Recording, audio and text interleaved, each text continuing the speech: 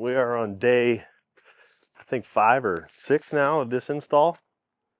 We had some rain delays there, so this doesn't really count as 5 or 6 days of production, but let's see how we're doing. Looks like we got the rough in complete on the pool spa combo sitting on the back of this property. Looks good. This looks like good dirt, man. This stuff really shapes out nice. The superstar crew is having a little lunche, as they say, right now. I already see a problem. So one thing we always do is when you have 2 canisters side by side in the deck like this, we line the can lids up. So you can see they got the can for this water leveler up tight against the form. So what we need to do is we need to take this canister and slide it back so that it's in line, so that when they put the lids on them, the lids line up. Otherwise you get one lid that's tight and one lid that's back. Plus we like to move this one back a little bit so that when they put that coping stone on, they don't have to notch the front of it. So just a little minor modification needed there. You might also notice we use Schedule 80 for all of our high pressure water line. High pressure meaning like above the 30 psi max that generally you'll see on a pool. We have found that the Schedule 80 holds up a lot longer, lasts a lot longer.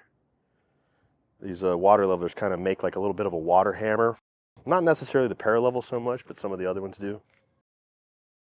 So just something to take note at. Check out those PULs back there. We've got 3 PUL suction sumps in the back. What else do we got? Lazy River just begging for some plumbing. Looks like they got all the excavation done behind. So we're extra deep back here because there are going to be some footers and stuff that have to get placed for this wall. So we ran our plumbing as deep as we could get it. We're sitting on top of the new electrical that they ran in from the pole. You can actually see it right here. So we're actually right on top of primary service. So we're about as deep as we could go, but again, trying to stay out of the way of all the footers and stuff that's going on behind the spa. But yeah, this is basically the path out of the equipment area. Everything's diving into the spa. Kind of right where I'm standing right now, there'll be, actually right here, there'll be one of the 6-port controllers. And then some suction lines that are gonna get tied in.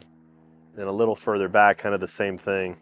We're about 70% complete right now on this pool spa, so you can kind of see he's got the manifold started, getting that stubbed up. And they're going to make all these connections.